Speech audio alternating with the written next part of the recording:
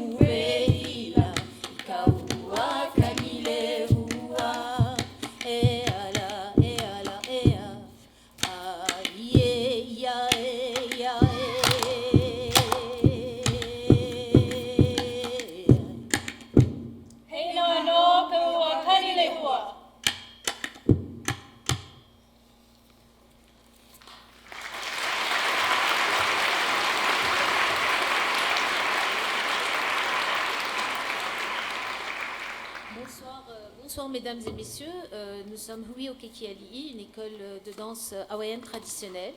Les morceaux que vous venez de voir parlent de la ville de Hilo sur Big Island et le style s'appelle kahiko, donc c'est le style ancien qui prédate l'arrivée des Européens. Et maintenant, nous allons vous emmener dans une forêt au nord-est de l'île de Hawaï, une forêt primaire remplie de fougères géantes qui s'appelle Kalopa.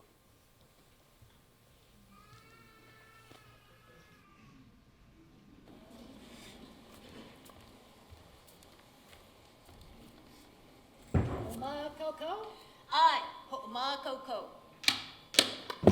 Ai, ayakana ni no Kalopa. Aya. Aya ia ni o Kalopa. Ika ua makalo e. E ka ui ka ui e.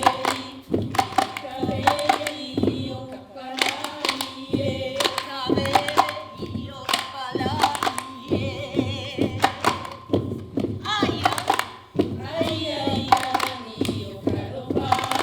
Ika ua makalo e. E ka ui ka ui e. Ka e o kapalai e. Ka e o kapalai e. Hea hea. Hea hea mai o kamanu. Kamanu I o kaukala. Kamai unai ka oia. Alaba mai na pua o kahiki e. Alaba mai na pua o kahiki e. Hea hea. Hea hea mai o kamanu. Kamanu I o kaukala. Kamai unai ka oia. Alaba mai na pua o kahiki e. Alaba mai na pua o kahiki e. Hea ku.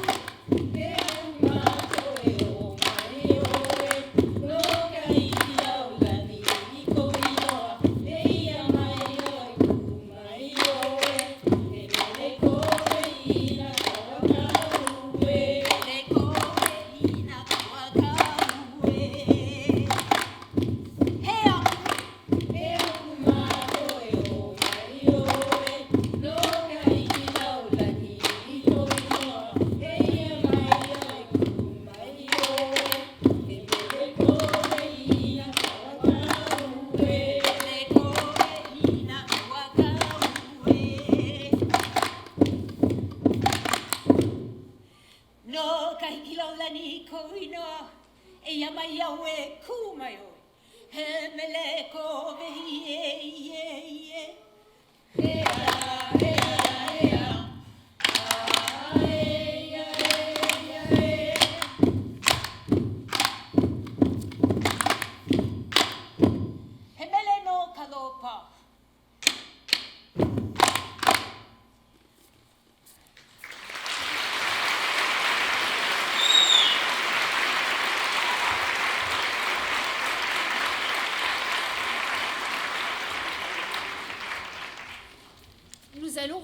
revenir à la ville de Hilo. Mais le style de chant va un peu changer. C'est un style qui est plus 19e siècle, on va dire.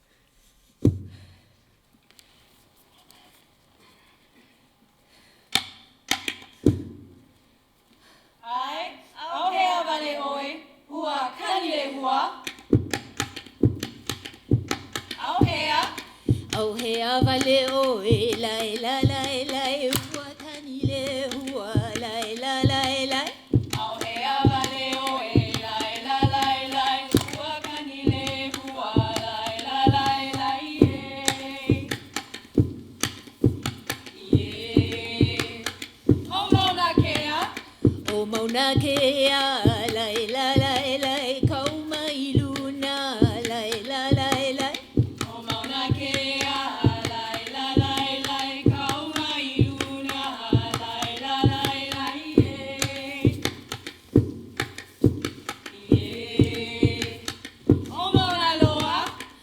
Mauna loa la la la la me pana eva nui la la la la. O mauna loa la la la la me pana eva nui la la la la ye.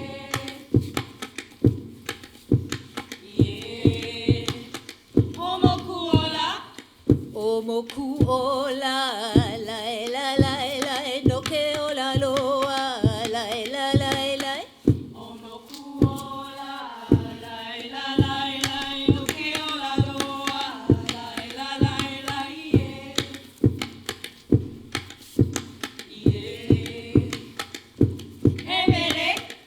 Mele kove hila la la la no hilo hanaka hila la la la.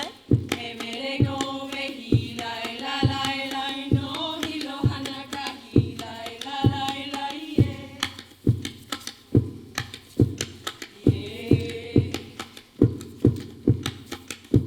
Mele no hilo hanaka hi. Hoi hoi ye hoi la hoi.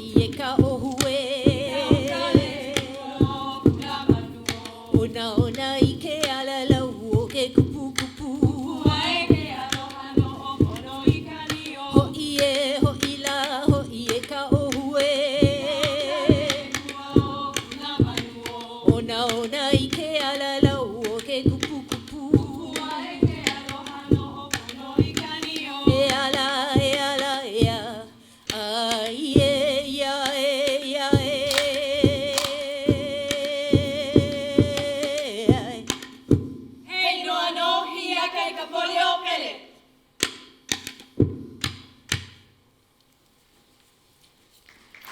Merci beaucoup.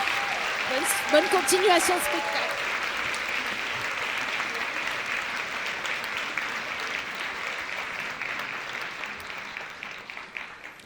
Mahalo nui pour cette magnifique prestation.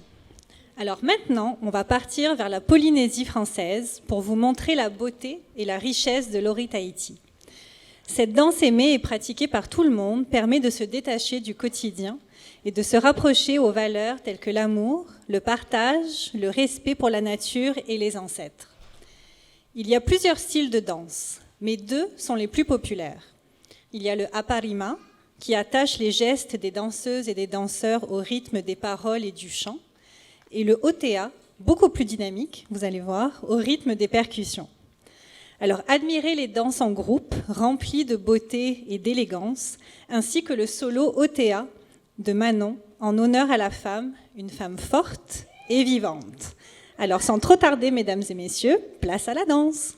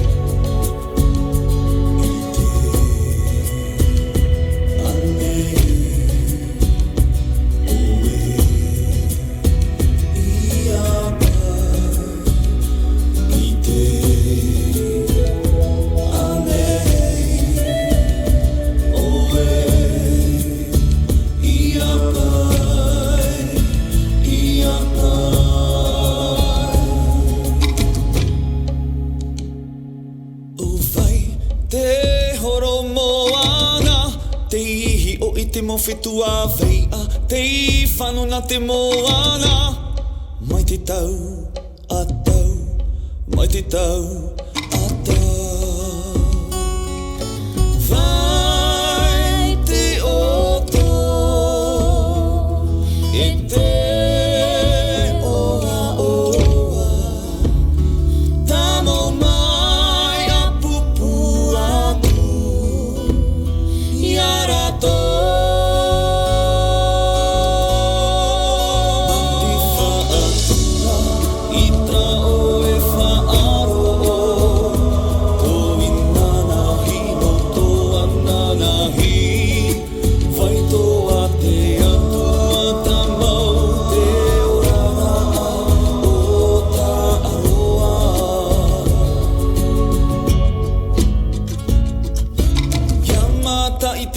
Inui, haamana o yaru atu puanui. Me tua o te mau wheti a turamara a yamata i tira inui. Haamana o yaru atu puanui. Me tua o te mau wheti a turamara a.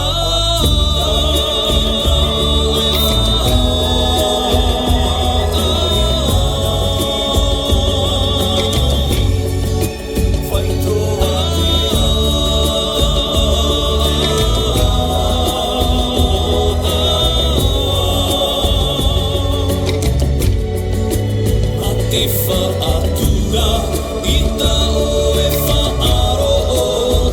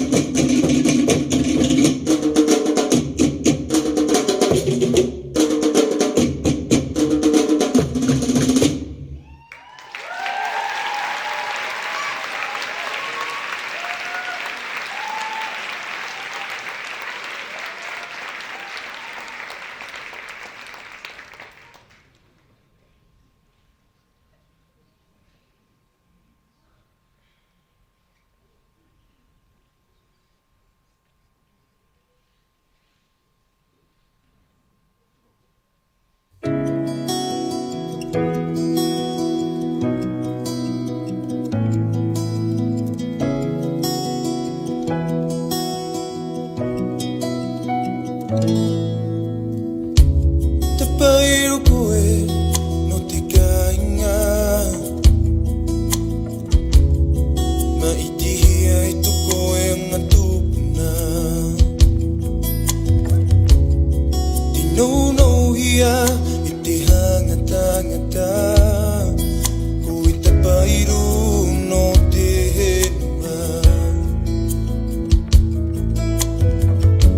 Ti koe ki mua ki aku Tuko e viru viru to tino hino hino Kori atu koe ki runga ki te matangi Matangi no te hao Matangi no te here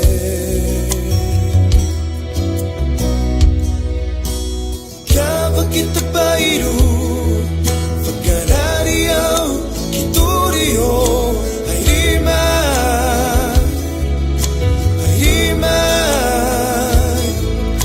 Hirangi te pairu Matangi arataki Haere mai E tapairu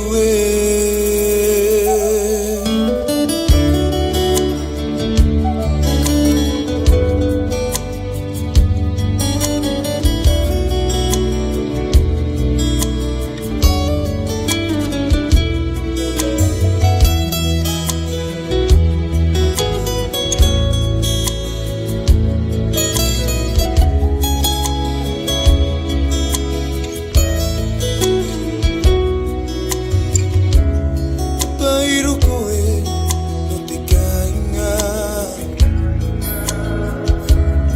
Ma itihia I tuko e ana tupuna Tino no hia I te hangata Kui tapairu no te henua Ti koe ki mua ki aku Tuko e viru viru tu tino hino hino Kori e tuko e ki runga ki te matangi Matangi no te hao Matangi no te here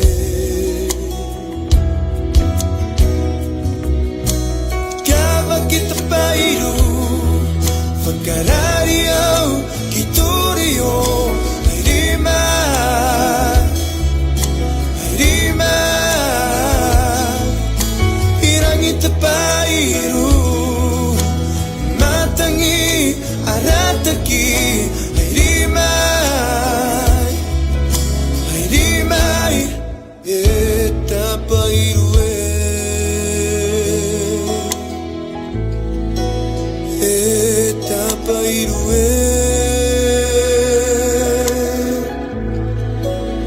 E tapairu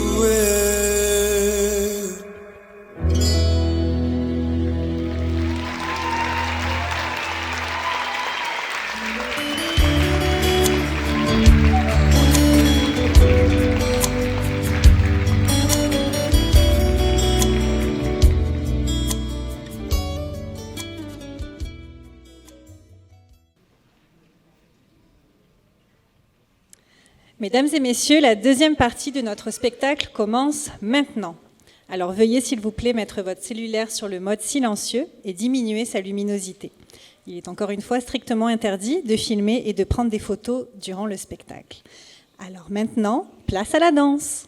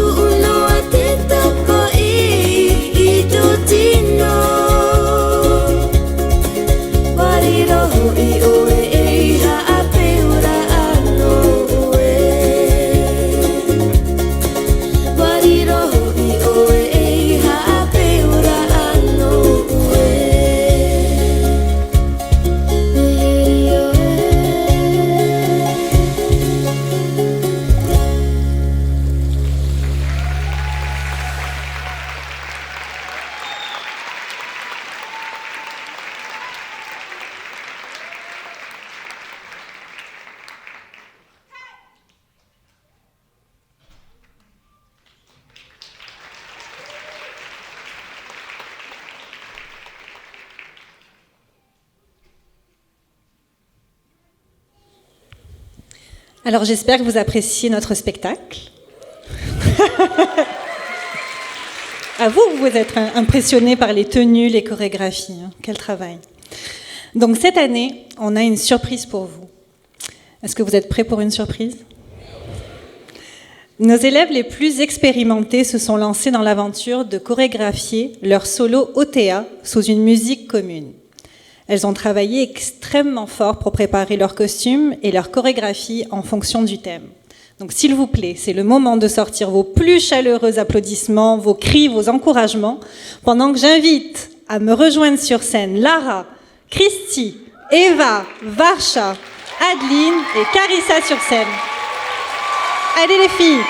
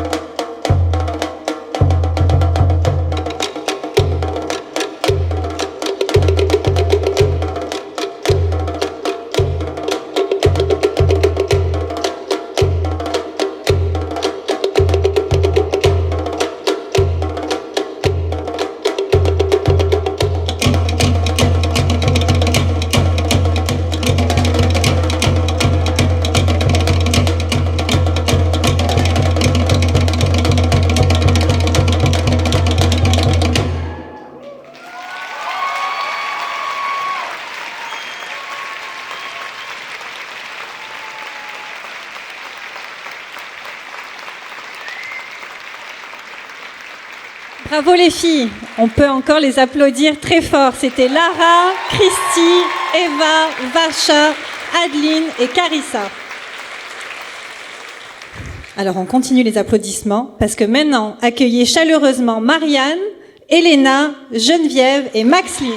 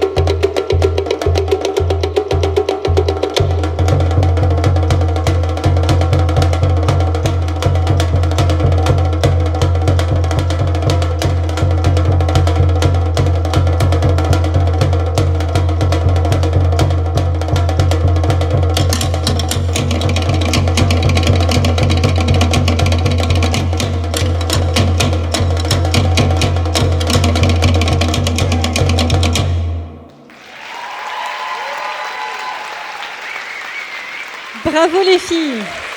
Bravo les filles pour votre performance.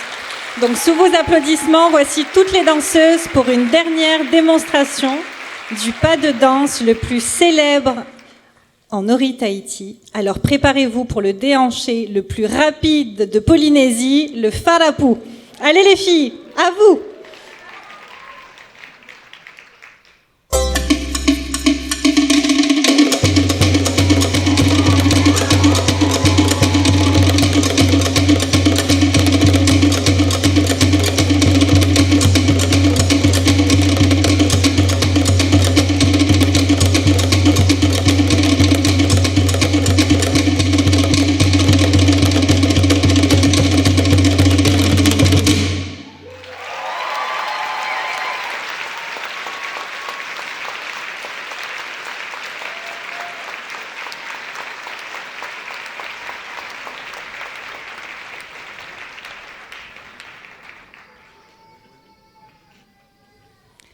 Merci les filles, on peut encore les applaudir très très fort parce que c'était vraiment très très sportif.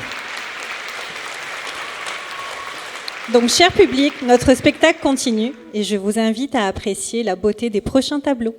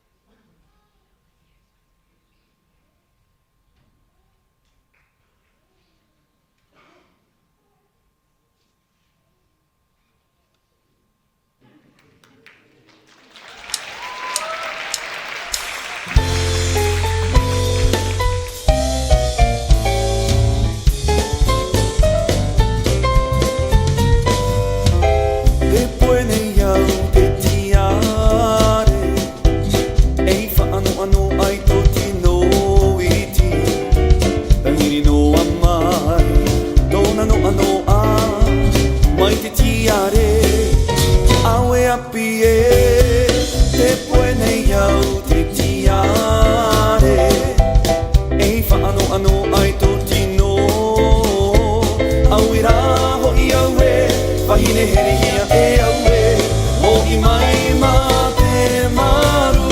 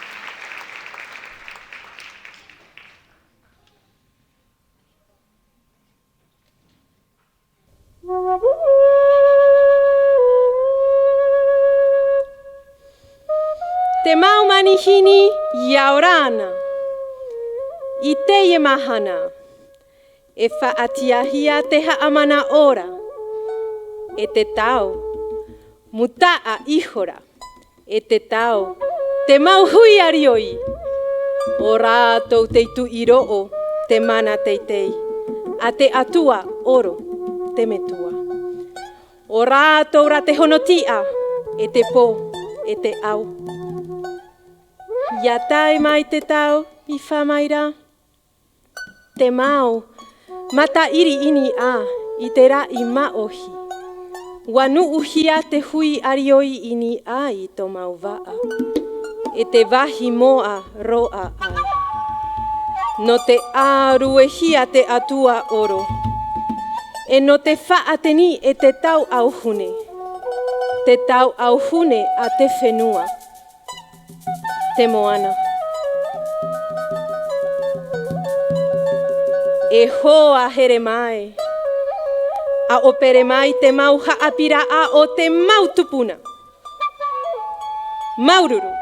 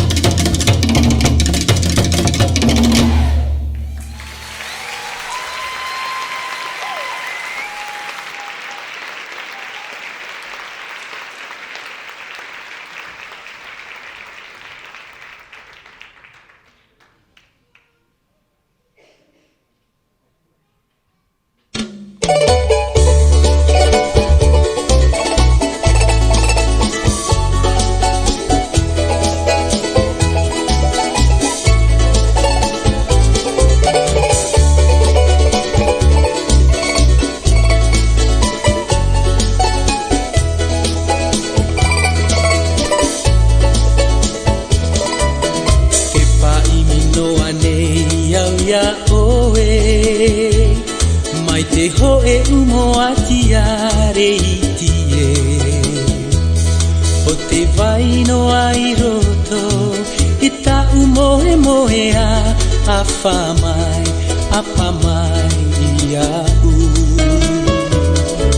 Te ua ua nei ho I te mana ho Te roto roa ho I oe I te hohonura a O to unei mawhatu To oe Fārereira'a mai Ta piri mai a pa mai a u Mai te tia e tahiti maua ho I oe I tene hene he e te rupe rupe Na to oe no ano a Wha oa oa nei I to unei o rara ai te iene A piti piti ana e tau ai te iene No te orina te maua roa toa Horo a mai na torima E poi here ho ia ia oe a pa mai a u